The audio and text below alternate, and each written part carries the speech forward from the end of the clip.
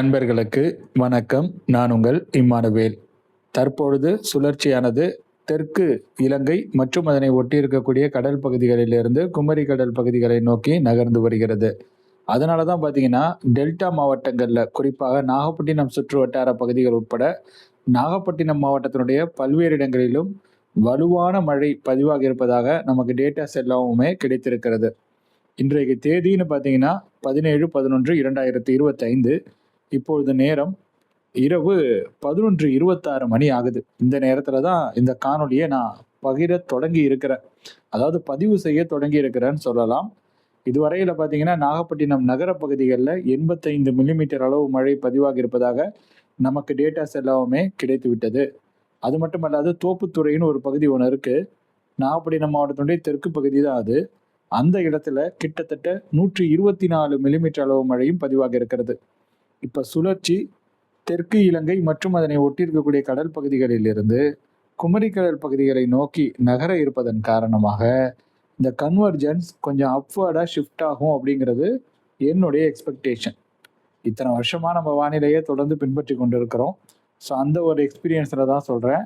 So அதனால upcoming ஹவர்ஸ்ல இனி வரக்கூடிய சில மணி நேரங்கள்ல காரைக்கால், மயிலாடுதுறை, கடலூர் மற்றும் புதுச்சேரி மாவட்டத்தில் அங்குமிங்குமாக மிதமான மழை முதல் கனமழைக்கு வாய்ப்புகள் என்பது இருக்கிறது. அதே போல சென்னை, புதுச்சேரி இடைப்பட்டிருக்கக்கூடிய கிழக்கு கடற்கரை சாலை பகுதிகளிலும் சில இடங்கள்ல நம்ம மழையை எதிர்பார்க்கலாம். சென்னை மாநகர் மற்றும் அதனுடைய புறநகர் பகுதிகளை பொறுத்தவரையில நாம் எதிர்பார்த்திருந்த அளவிற்கான மழை இன்று பதிவாகலை. இதை நம்ம ஒத்துக்கிட்டு தான் தீரணும். நிறைய இடங்கள்ல சாரல் மழை மாதிரியெல்லாம் பதிவாகி இருக்கிறது. ஆனால் நம்ம எக்ஸ்பெக்ட் பண்ண அந்த மழை கிடைக்கல. அதுதான் நிதர்சனமான உண்மை.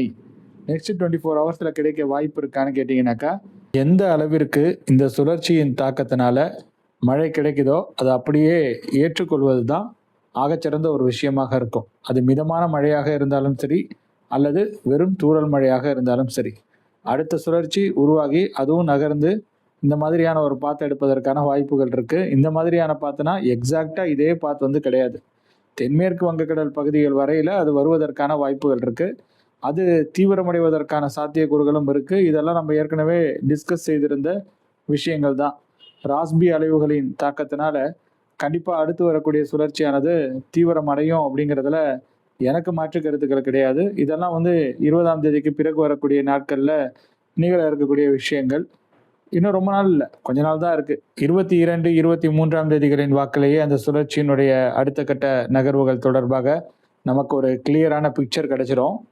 பட் 22 அல்லது 21ஆம் தேதிகளின் வாக்கில் அது இலங்கைக்கு அருகே இருக்கக்கூடிய தென்மேற்கு வங்கக்கடல் பகுதிகளை அடைந்து விடும் அப்படிங்கிறது தான் என்னுடைய எதிர்பார்ப்பாக இருக்கிறது. அது வருவதற்கு முன்பாகவே, அதாவது அது மத்திய வங்கக்கடல் பகுதிகளிலிருந்து தென்மேற்கு வங்கக்கடல் பகுதிகளை நோக்கி வருகின்ற அந்த தருணத்திலேயே கிழக்கு திசை காற்றினுடைய தாக்கத்தினால நம்முடைய டெல்டா மாவட்டங்களுக்கு, வடகடலோர மாவட்டங்களுக்கு மழைக்கான வாய்ப்புகள் என்பது உருவாகலாம். இப்ப இந்த சுழற்சி இருக்குது இல்லையா, இது தெற்கு இலங்கை மற்றும் அதனை ஒட்டி இருக்கக்கூடிய கடல் பரப்பிலிருந்து குமரிக்கடல் பகுதிகளை நோக்கி நகர்வதனால தூத்துக்குடி, ராமநாதபுரம் போன்ற அந்த தென் கடலோர மாவட்டங்களிலும் சில இடங்கள்ல வலுவான மழைக்கு வாய்ப்புகள் என்பது இருக்கிறது. ராமேஸ்வரம், மண்டபம், பாம்பன் மாதிரியான இடங்கள்ல கூட நம்ம மழையை அப்கமிங் ஹவர்ஸ்ல எக்ஸ்பெக்ட் பண்ணலாம். தென் உள் மாவட்டங்களில் கூட சில இடங்களில் மழை பதிவாகும் அப்படிங்கிற மாதிரியும் நான் எதிர்பார்க்கிறேன். ஏன்னா சுழற்சி குமரிக்கடல் பகுதிகளை நோக்கி நகர்ந்து வருகிறது. குமரிக்கடல் பகுதிகளிலிருந்து அது மேலும் நகரும் பொழுது கூட உங்களுக்கு தென் மாவட்ட மேற்கு தொடர்ச்சி மலைப்பகுதிகளாக இருக்கட்டும், அதே போல் தென் உள் மாவட்ட பகுதிகளாக இருக்கட்டும், ஏன்னா பல்வேறு இடங்களிலும் அது மழை பொழிவை கொடுக்க தான் செய்யும். ஸோ நமக்கு எந்த அளவிற்கு மழை இதனால் கிடைக்குதோ அதை மகிழ்ச்சியோடு நம்ம ஏற்றுக்கொண்டு அடுத்த கட்டத்தை நோக்கி நகர்ந்து செல்ல வேண்டியது தான். அடுத்த சுழற்சி எப்படி வரும் அப்படிங்கிறத பார்த்து அப்படியே கடந்து போக வேண்டியதுதான். இதுதான் இயற்கை. ஸோ நான் சொல்லி உங்களுக்கு தெரியணும்னு அவசியம் கிடையாது. இது எல்லாரும் அவங்களுடைய அந்த வாழ்நாளில் பார்த்த நிகழ்வுகள் தான். என்னுடைய நண்பர்களோட ஒருத்தர் கேட்டார், ஏதாவது பயங்கரமாக சொல்லுங்கள் சார் அப்படிங்கிற மாதிரி. பயங்கரமாக சொல்லி ஒரு வீடியோ கொடுங்க சார், நல்லா ரீச் ஆகும் அப்படிங்கிற மாதிரி. பயங்கரமாக சொல்கிறதுக்கு ஒன்றும் கிடையாது. இப்பெல்லாம் என்ன நடக்குதுனாக்கா, என் மனசுல தோணுன ஒரு விஷயத்த நான் சொல்றேன். அதாவது ஒரு படத்துல ஒரு அழகான ஒரு நகைச்சுவை காட்சி வரும். அவர் ஆள் மனசுக்குள்ள பூந்து யாரோ அவரை ஒரு மருத்துவர்னு நம்ப வச்சிருக்காங்க அப்படிங்கிற மாதிரி சொல்லுவாங்க. அந்த மாதிரி ஊடகங்கள் அனைத்துமே சேர்ந்து நார்மலா பெய்யுற ஒரு மழையை கூட கனமழைன்னு நம்மள வந்து நம்ப வச்சிருக்கு. வரலாறு காணாத மழைன்னு நம்மள நம்ப வச்சிருக்கு. ஸோ அந்த மாதிரி தான் நடந்துட்டு இருக்குது. 40 மில்லிமீட்டர் அளவு மழை ஒரு பகுதியில பதிவாகி இருக்குது. இப்ப நாகப்பட்டினத்தில 85 மில்லிமீட்டர் அளவு மழை பதிவாகி இருக்கிறது. இப்ப இதுவரையில அப்படிங்கிற மாரி எடுத்துப்போம். இன்னும் கூட பதிவாகுது அப்படிங்கிற மாரி கூட நம்ம வந்து கணக்குல எடுத்துப்போம். 150 மில்லிமீட்டர் அப்படிங்கிற மாதிரி கூட நீங்க நெனச்சுக்கோங்க. இது வந்து நாகப்பட்டினம் பகுதி வந்து பார்க்காத மழையா? வரலாறு காணாத மழையா? 2, 3 வருஷத்துக்கு முன்னாடி கூட 200 சொச்சம் மில்லிமீட்டர் அளவு மழையெல்லாம் பார்த்த ஒரு நகரம் தானே அது. அது பார்க்காத புயல்களா?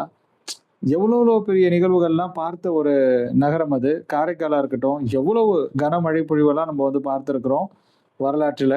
அப்படியெல்லாம் இருக்கும்போது, இந்த 50 மில்லிமீட்டர் அளவு மழை, 100 மில்லிமீட்டர் அளவு மழை, இதெல்லாம் கனமழையா? நீங்களே கொஞ்சம் யோசிச்சு பாருங்க.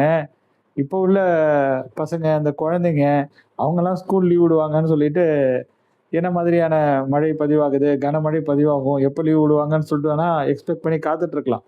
பெரியவங்களுக்கே கூட ஆஃபீஸ் லீவ் வேணும் அப்படிங்கிறதுக்காக கூட அந்த மாதிரியான அந்த எண்ணம்லாம் வந்து இருக்கலாம். பட் நம்முடைய இளம் வயத, நம்மளுடைய சிறு வயத கொஞ்சம் நினைச்சு பாருங்க. ஒரு நாள் முழுக்க மழை வந்து பதிவாகி கொண்டே இருக்கும். அன்னைக்கெல்லாம் மழைமானிகள் வந்து ரொம்ப ப்ராப்பரா இருந்ததா? மழை அளவுகள்லாம் ரொம்ப அக்யூரேட்டா மெயின்டெயின் செய்யப்பட்டதா? அப்படிங்கிறதெல்லாம் நம்ம வந்து பார்க்கணும். அப்படி இருந்தா கூட டேட்டாஸ் அடிப்படையில நம்ம பார்த்தால் கூட எவ்வளவோ முறை வரலாற்றில நம்ம 200 மில்லிமீட்டர் அளவு மழையை வந்து பெற்றிருக்கிறோம் இதற்கு முந்தைய ஆண்டுகள்ல. ஆனா இப்ப என்னமோ அதிசயமா நடக்கிற மாதிரி வரலாறு காணாத மழை, இந்த மாதிரியான மழையே நம்ம வந்து வாழ்நாள்ல பார்த்துருக்க மாட்டோம். கொட்டு கொட்டுன்னு கொட்ட போகுது. தலையில தான் கொட்டணும். அப்படி பேசுறவங்களுக்கு. என்ன சொல்றீங்க? ஸோ மழை வந்து அவசியம், அத்தியாவசியம். மழை இருந்தா தான் இந்த இயற்கையினுடைய அந்த சமநிலை வந்து பாதுகாக்கப்படும். நான் ஏற்கனவே ஒரு முறை சொல்லியிருக்கேன்.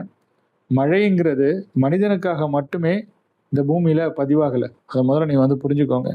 மழை பதிவாகிறது அனைத்து உயிரினங்களுக்காகவும் தான். அது மட்டும் இல்லாம இயற்கையினுடைய சமநிலைய மெயின்டெயின் பண்றதுக்காகவும் தான். சதர்ன் ஹெமிஸ்பியர்ல மான்சூன் டிசம்பர் மந்த்ங்கிறது. ஐ மீன் ஆஸ்திரேலியாவிலலாம் பார்த்தீங்கன்னாக்கா, அவங்களுக்கான பருவமழை காலகட்டம் தான் அது. அவங்களுடைய அந்த சம்மர் ரெயின்ஃபால் சீசன்னு சொல்லலாம். ஸோ இதில் நமக்கு வந்து ஒரு பெனிஃபிட் இருக்கிறது இந்த பீரியட்ல. இது ஆக்சுவலாக வின்டர் தான். இந்த வின்டர் சீசன்ல தமிழகம் மாதிரியான ஒரு பகுதிக்கு, இந்தியா வந்து ஒரு பெனின்சுலாவாக இருக்கிறதுனால தமிழகம், தெற்கு ஆந்திரா போன்ற பகுதிகள் வந்து இந்த காலகட்டத்தில் கிழக்கு திசை காற்றினால, வடகிழக்கு பருவமழையினால பெனிஃபிட் வந்து அடைஞ்சிட்டு இருக்கு. ஸோ கிடைக்கக்கூடிய மழையை மகிழ்ச்சியோட நம்ம வந்து ஏற்றுக்கணும். மழை எந்த அளவுக்கு கிடைக்குதோ அதை அக்செப்ட் பண்ணிட்டு அடுத்த கட்டத்தை நோக்கி நகர்றதற்கும் நம்ம வந்து முயற்சி பண்ணணும். அண்ட் இதோட வடகிழக்கு பருவமழை முடியலை, அடுத்து ஒரு சுழற்சி வருது. அதன் பிறகு கடல்சார் அலைவுகள் மறுபடியும் டிசம்பர் மாசத்துல எப்படி நமக்கு சாதகமா வருது அப்படிங்கிறத பார்க்கணும். ஸோ அதனால மழை வாய்ப்புகள் என்பது இன்னும் இருக்கிறது. அதற்காக நீங்க வந்து காத்திருங்க. இதோட வந்து நிறைவு பெறலை. ஏன்னா நிறைய சென்னை மாநகரை சார்ந்த நண்பர்கள் தான் ரொம்ப வருத்தத்துக்குரிய நிலையில வந்து இருக்கீங்க. அதுவும் இன்னைக்கு எக்ஸ்பெக்ட் பண்ண மழை கிடைக்கலங்கிறது நிறைய பேருக்கு வருத்தத்தை கொடுத்துருக்கலாம். பட் இதே மாதிரியே எப்பவுமே இருக்காது. ஒரு நாள் நம்ம எதிர்பார்க்காத அளவிற்கான மழையெல்லாம் கூட பதிவாகலாம். இதை நான் பயமுறுத்துறதுக்காக சொல்ல, பட் இதான் வந்து நிதர்சனமான உண்மை. எப்படி நம்ம எதிர்பார்த்த அளவிற்கு மழை பதிவாகாமல் இருந்திருக்கிறதோ, அதே போல நாம் எதிர்பார்த்ததை விட அதிகமான அளவு மழை பதிவான காலங்களும் வரலாற்றில் உண்டு. அதனால எல்லாத்தையும் நீங்க வந்து கடந்து போங்க. இந்த விஷயத்தை அப்படியே தூர போட்டுட்டு அடுத்த சுழற்சி எந்த அளவிற்கு மழை கொடுக்குது அப்படிங்கிறத நம்ம வந்து பார்க்கலாம். அடுத்த சுழற்சிக்காக நம்ம வந்து காத்திருக்கலாம்.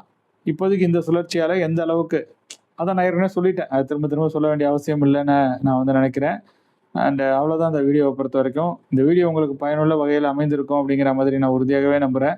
உங்களுக்கு இந்த வீடியோ பயனுள்ளதாக அமைந்திருக்குன்னு தோணுச்சுன்னா நீங்கள் இந்த வீடியோவை லைக் செய்து கொள்ளுங்கள். உங்கள் நண்பர்களுடன் பகிர்ந்து கொண்டு ஷேர் செய்து கொள்ளுங்கள். மறக்காமல் நமது யூடியூப் பக்கத்திற்கும் முகநூல் பக்கத்திற்கும் சப்ஸ்கிரைப் மற்றும் ஃபாலோ செய்து வைத்துக் கொள்ளுங்கள். பக்கத்தில் இருக்கக்கூடிய அந்த பெல் பட்டன் இருக்கு இல்லையா, நம்ம யூடியூப் பக்கத்தில், அதை கிளிக் பண்ணி அதில் ஆல் எனேபிள் என்கிற ஆப்ஷனையும் நீங்கள் செலக்ட் செஞ்சு வச்சுக்கோங்க.